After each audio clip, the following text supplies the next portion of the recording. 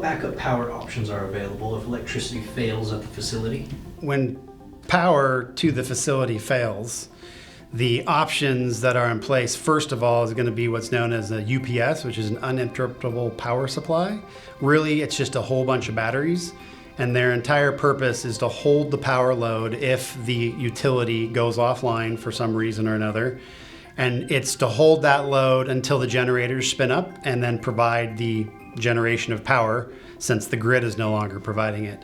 And in our particular case, all of our data centers have a minimum of a dozen plus generators.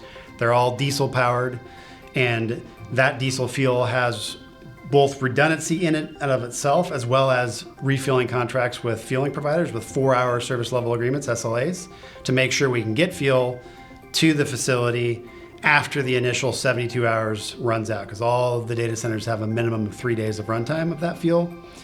And then even before you get to an outage, like in the case of here in Oregon, we're actually triply fed from 2 separate substations. So it would take both substations being down before we would even have to go to generator.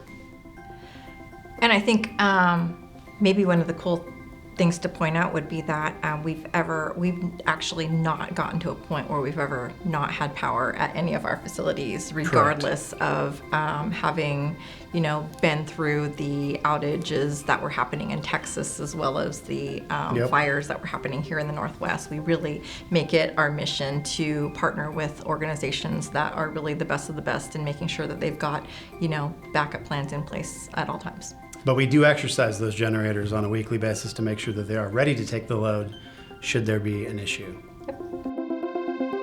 Opus Interactive. This is how you clap.